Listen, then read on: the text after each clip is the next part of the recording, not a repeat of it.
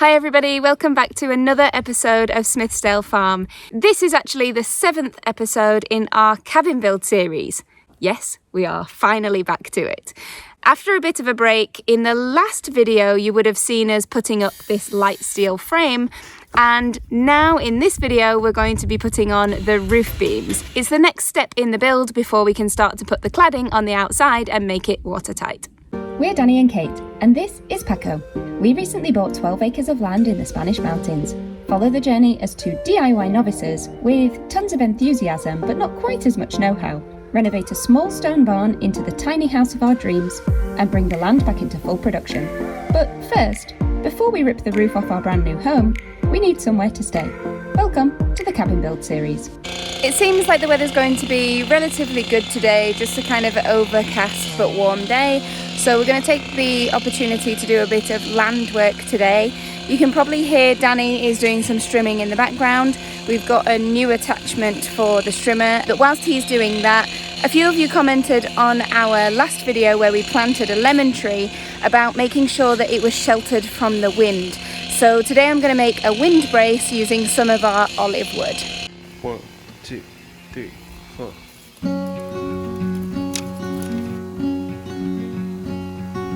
I am not a raincoat here to keep you warm. Then go back in the closet after the storm. No, I'm not a match simply waiting to burn. All I am is a friend, your friend till the end.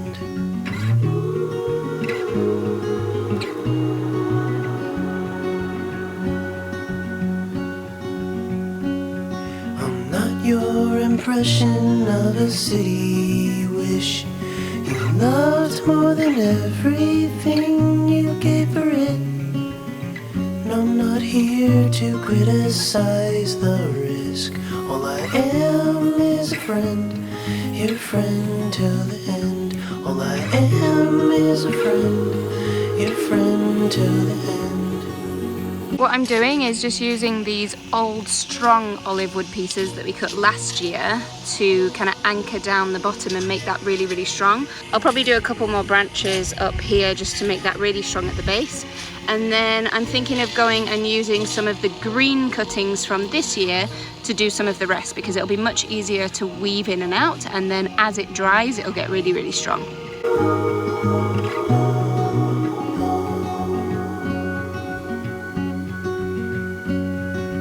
I am not a witness here to call you in for the things that you done or that thing that you did.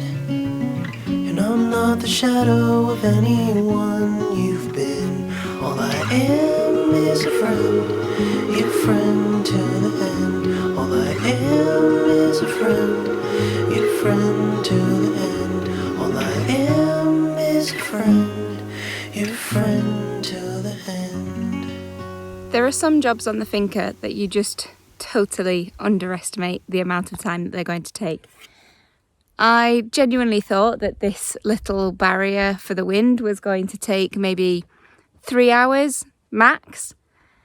I must have been at it for at least 4 hours already, and it's only halfway done. But I am enjoying using the materials from the land and kind of recycling them for other purposes. So this kind of job, although it takes a long time, is quite kind of fulfilling, because it gives you the chance to look at what you have on the land and figure out a way to use that for a different purpose. Take something that otherwise would have been kind of waste. This is just the prunings from the olives that we have to get rid of anyway. So it's nice to give it a different use and use it on the finca instead of actually just getting rid of it. And it's the kind of job that you can sit in the evening sunshine and drink a beer.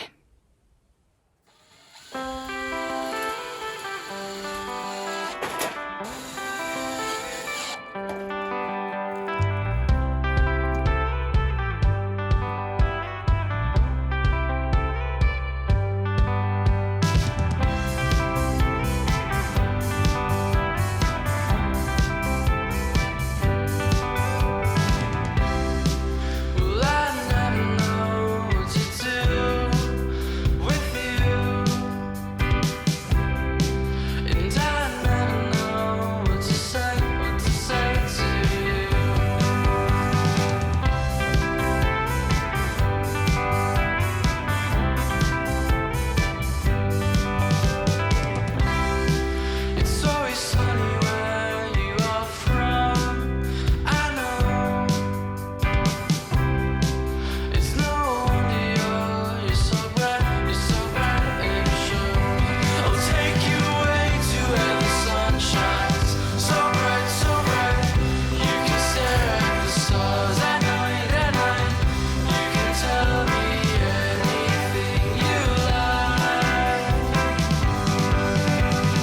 Okay, so we've just put up the first beams on the roof. We've decided to go for I-beams.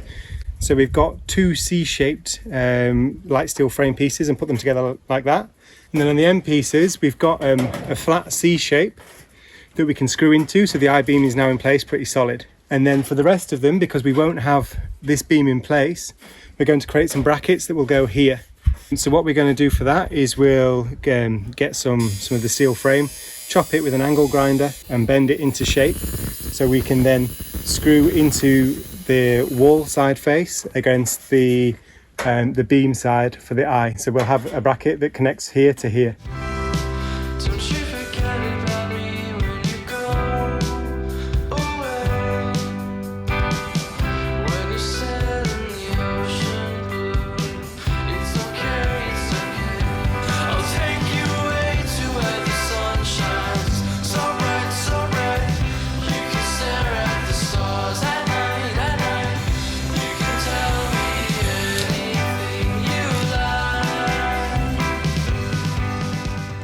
These metal to metal screws are not the easiest thing to get in, so we're battling a little bit against trying to do it kind of above our heads and kind of metal into metal without the real kind of push force that you had when you were putting it into bits like this. But we're getting there. It just takes a little bit more effort, I suppose, but it does shred the metal, so you have to be really careful, which is why we've got the goggles on, just to be safe, because what we definitely don't want is a piece of metal in the eye.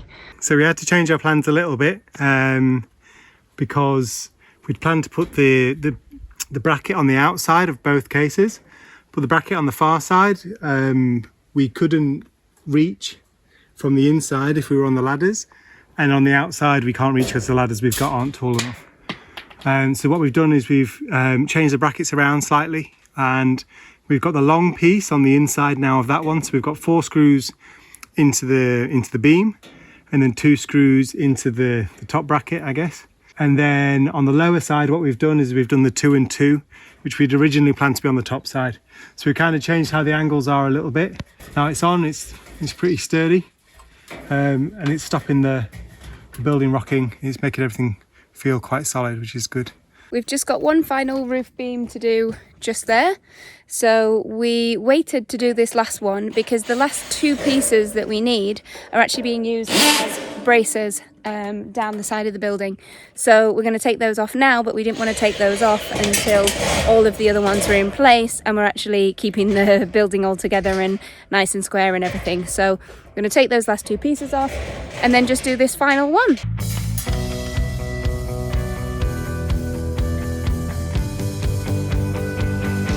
I'll take you away to where the sun shines so bright, so bright. You can stare at the stars at night. You can tell me anything you like. I'll take you away to where the sun shines so bright, so bright.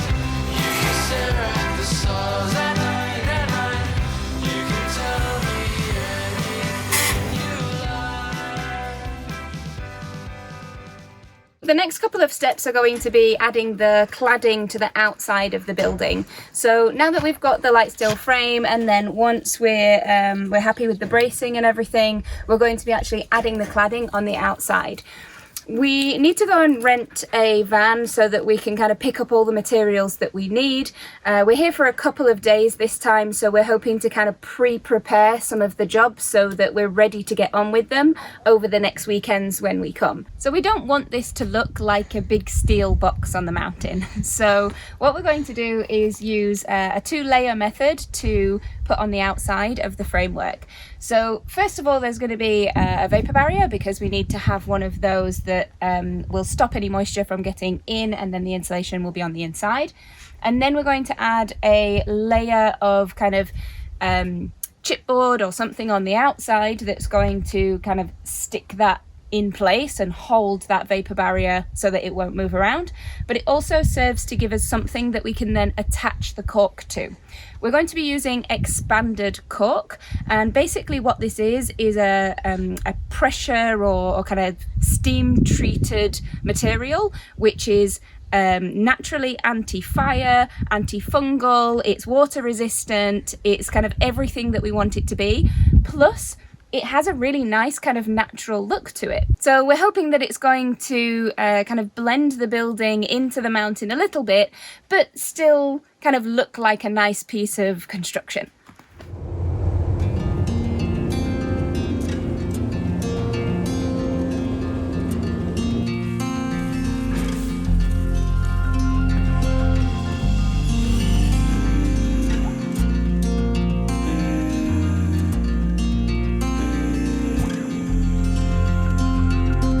When the shops don't have exactly what you want, you have to find yourself re-evaluating and redesigning exactly what you want to do. So I'm glad that I brought the notebooks inside with me, because I'm now just recalculating what we need to buy and how much, since we can't get what we wanted in the first place.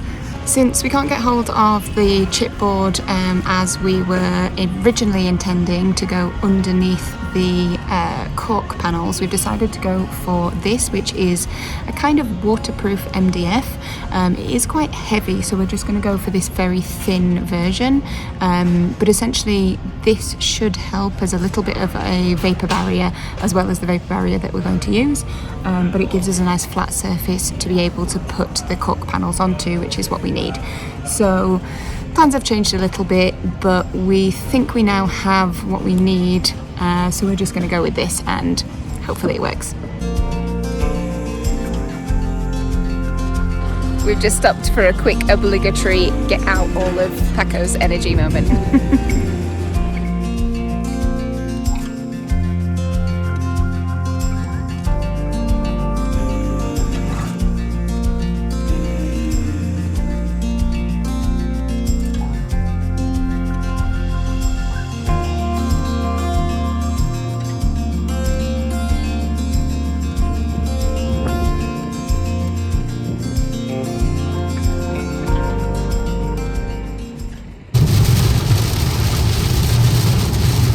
Torrential rain. Unluckily for us, the day we rent the van, we drive to an hour away to Tarragona to go pick up all our building materials we need for the cabin. On the way back, it just starts throwing it down like crazy, and we're a little worried that unloading the van, everything's just going to get wet. Some materials are okay wet, others not, and we're thinking the extra €50 it will be to keep the van another day. It might be worth having it over the night just to keep the materials dry. That way everything's okay and we've not ruined all the materials we've just bought. So wish us luck.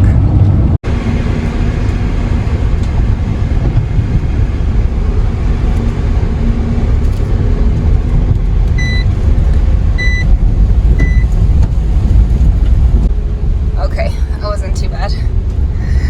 Phew.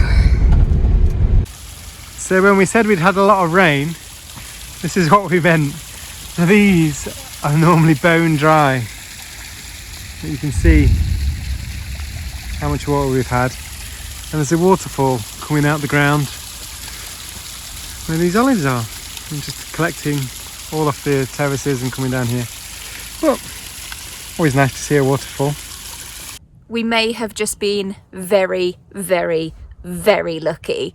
Just as we got into our town, it seemed to be a little bit kind of lighter in rain than it had been, and it just about came to a stop. So we decided to check the bottom part of the mountain, because that's the part that's actually the worst. It's where the water collects whenever it rains. There was one very big puddle, but we were able to make it through that without too many issues. And then up the mountain track was actually okay. It drains pretty well because of the slope, so we did all right on that. Now we're up here, it's just kind of drizzling a tiny bit, so I think we're going to try and get as much in whilst we can, whilst there's still a bit of light and whilst it's not yet raining again. And then if it starts to rain again, we'll just kind of close up the van, leave it overnight, and then get some more in the morning. We've actually got the van until about 11 a.m. I think, so we'll see whether we need to extend that. Paco's very happy to be back on the land after driving around in the van all day. So yeah, let's see how it goes. We'll see how much we can get in, but I think we're were very lucky, and I think the gods were kind to us. Take me out, I wanna see big, big lights, they shine on me. I wanna lay my head and feel the beat. That's my way. That's my way. Take me out, I wanna hear big, big drums inside my ears. We've just unloaded everything, so everything's in the house, safe and dry, and tomorrow morning we'll take the van. No extra €50, always nice. And now it's time for a massive glass of wine. Well deserved. It's a bit of a chilly one this morning, so we've just got some porridge for breakfast to try and warm us up a little bit. It rained quite a lot last night, but we're so glad that we did the renovation to the roof and put all of the plaster on there, because it made a massive difference. It wasn't freezing cold in here, you couldn't feel the wind inside even though it was really windy outside. And it just kind of trickled in one or two little spots where we know we didn't kind of fix the roof completely. So I think it was really worthwhile us doing that over the winter. If you haven't seen that video, then I'll put a link in the description below. It was kind of a mid-winter renovation project. When we came back from picking up the building materials, we'd left a bucket because it was forecast rain in the corner, but the bucket was full. So there'd been a lot of rain dripping inside, and we're really glad we put something down to try and catch those bits of water that were coming in. And it just really shows us that back beam where we haven't plastered yet, because it wasn't okay to plaster, it needs fixing. So the quicker we fix the cabin, the quicker we can fix this roof, and hopefully we don't run out of time. So on today's agenda is heading back down to drop off the van, and there are a couple of other building materials that we want to get hold of as well. So we're going to go and order those, but we need to get them delivered. In one of our latest videos, we drained 2,000 litres out of the cisterna down into the IBCs over there, so we got extra space in the cisterna. And after last night's rain, we're totally full all the way to the top, to the point where we were overflowing. Paco moves out of the way. Overflowing out of this overflow point here and running all the way down the path and down towards the house. It comes off just the right before touching the house, luckily. But yeah, I think that just shows you, one, the cisterna works, and also how much rain we can collect in one night, depending on the rainfall, of course. And that's just from this space here. So yeah, pretty happy it's full, and it's exactly why we emptied it. Good result. We're just driving down the mountain now to take the van back to the rental place. I've actually really enjoyed driving the van. I've driven vans a few times in the UK when we needed to like move house and things, kind of big transits and things like that. And I actually quite like it. It's kind of fun. But this one is way better than the ones that I've driven in the past. The others didn't have power assisted steering. It was, I don't know, 10 years ago maybe. But it was a little bit strange getting used to, one, driving manual again, and also driving on the opposite side of the road in a bigger vehicle. But to be honest, the van is more or less the same size as the car width-wise, so that was quite easy. And I enjoy being higher up, to be honest. But yeah, we are considering buying one, maybe. It might make things a little bit easier for us, we don't know. I don't know, what do you think? Votes? Do you think that we should buy a van so that we can move things around easily in one vehicle? Probably we would have to kind of leave it down here and still have a car so that we could get in and out of Barcelona, because most of the vans wouldn't have the right emissions to be able to drive in the city. Or should we consider getting a trailer? What do you think? Another day, another delivery. We have managed to get pretty much everything we need in terms of the big materials, either in the van that we drove ourselves yesterday, or today we're getting one final delivery where the pieces were 3 meters, so we couldn't have fit them in the van anyway, so we're having a delivery van just follow us up now and take that up to the mountain. So there are a few kind of little bits that we need to get things like extra screws and the adhesive to kind of stick things together and bits like that. But we had a pretty successful couple of days, so now the big jobs start. Oh, and the sun's come back out.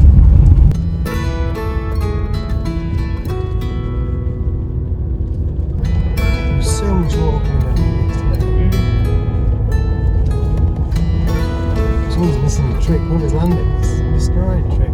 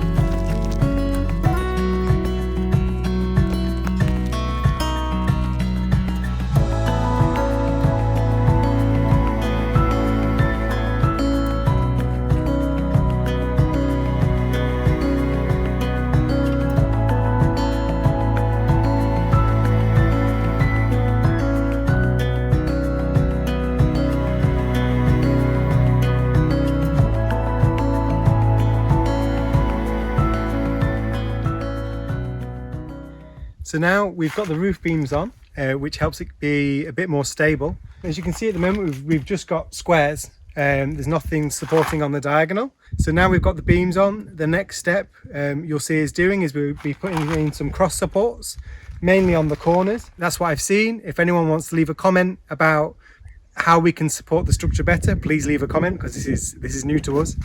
And then we also need to build the support for the window as well. So we've got the window, so we now know the size, but we need to put some more supports in underneath and put the top beam in, and then probably a bit more cross section there, and then the same for the door as well. But if anyone's got any advice for us in how to make the light steel frame a bit more stable, please leave us a comment. In our last video, we showed you an air layering technique that we're trying on this fig tree. So I thought I'd just give you a quick update and show you how it's looking after a couple of weeks. First of all, you can see that the tree is looking really, really healthy. And in a few places, there are even 1 or 2 little baby figs starting to come too. And you can see these parts where we air layered. The leaves are looking great. There's lots of new growth coming there too. So we're really hopeful that these are going to turn into really nice trees. They're looking quite strong. It doesn't seem like there's any kind of stress on the tree by kind of cutting into them and making these sections to create the root balls. They've got a little bit further to go before we actually transplant them, but they're looking really good. So that's it for this week's episode. We're quite happy with the progress we've made. So if you like what you're seeing and you want to see what we're getting up to in the next videos, remember to like and subscribe and follow our journey as we build this little cabin out in the Spanish mountains. We hope you've enjoyed the video, and we'll see you on the next one.